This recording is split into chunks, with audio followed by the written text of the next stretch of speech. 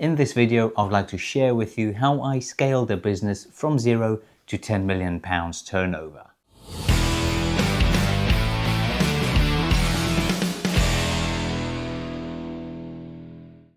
To make this video digestible, I have broken down my growth from 0 to 10 million into 5 phases.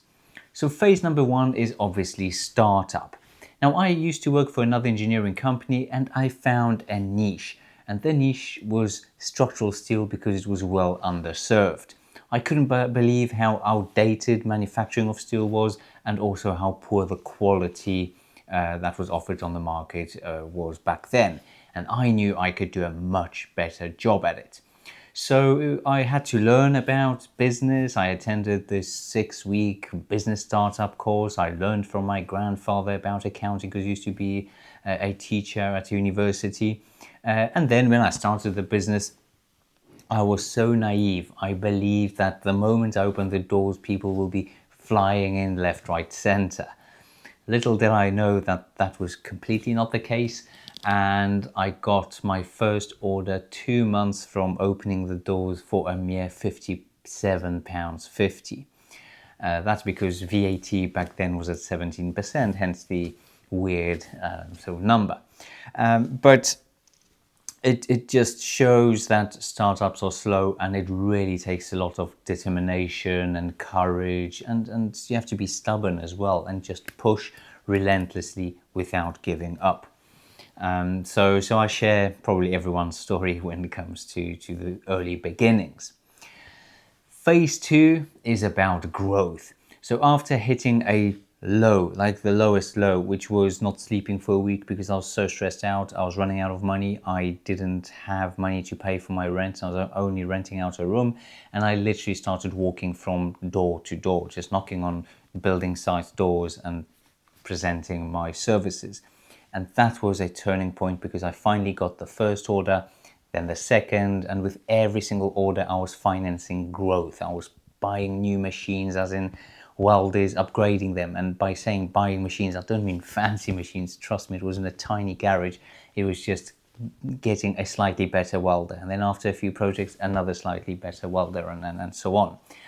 And growth just meant growth. I was just focused on getting more customers.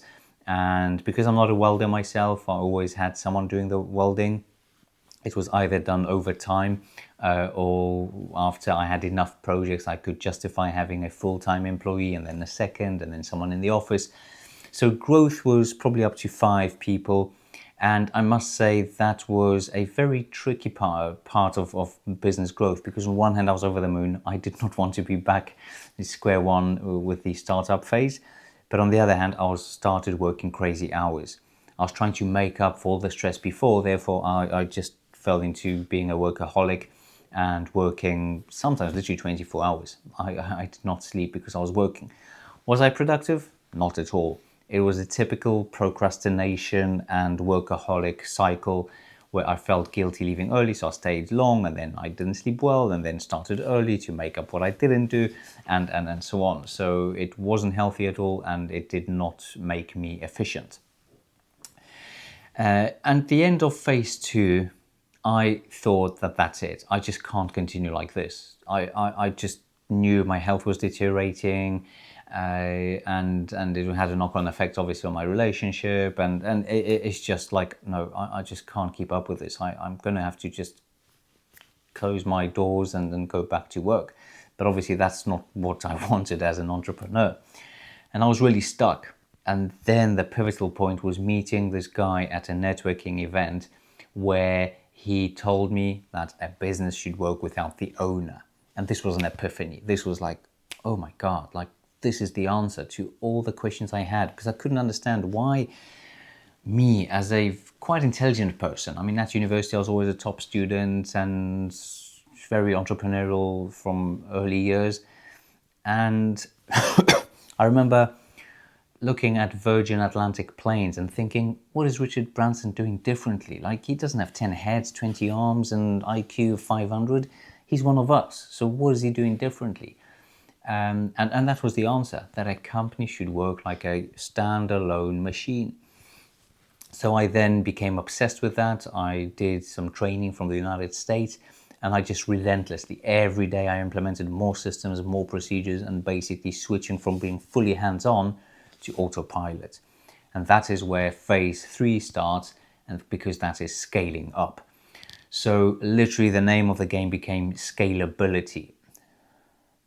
Everything I did, it didn't matter whether it was a computer system, whether it was a quick decision about how we deal with a customer, it was always about scalability. And literally every meeting included the question, is this a scalable solution or is this just a patch solution? And we always sort of made that decision whether this is indeed something scalable. And obviously our attention was on scalability, and indeed the company scaled. That's when growth was really like a hockey stick, one could say, although bear in mind that this is a physical fabrication company, so growth isn't as fast as a software company, because with software it's just about new subscribers, whereas fabrication you need more employees and more machines and quite often a new unit, and if you're tied with a lease then you can't. Nevertheless, it was relatively very fast growing. I enjoyed that growth for many years, and then I reached a point which probably brings us into phase 4, which is M&A and innovation. We grew to maximum capacity of the unit that we had, the factory. We would have to look at setting up another facility. I didn't really want to do that for various reasons, one of them being that it just didn't make sense. Like looking at the map of London, just think, well, why don't we just increase productivity and add a few more trucks and serve other parts of London? Also, it meant stomping onto other people's grounds, as in our competitors, and we kind of had a nice working relationship, and I didn't really feel like I want to take work away from them and basically make their businesses suffer. So growth, the natural kind of growth, the scalability phase was kind of over. So the next logical step was going into M&A, so mergers and acquisitions. And indeed, I traveled the country up and down. We actually bought one of our competitors, but as fancy as that sounds, it really wasn't a good acquisition. Although it had red flags from the very beginning, but still it was a great experience. And then also innovation, because I always believe that we'll be able to come up with something called the blue ocean strategy, or where you come up with this breakthrough technology that completely changes the way the market works. Something like AI nowadays is revolutionizing most industries. I wanted to do that with steel. So we looked into 3D printing of steel and automating welding and all of that. But unfortunately, I realized that maybe there's some potential there for commercializing it, but that's like 10, maybe 15 years away. And I'm not that patient. I need quicker results. Therefore, that meant that without natural scalability anymore and kind of these projects not really picking up, or I couldn't see them becoming viable, we're into phase 5, which is exiting.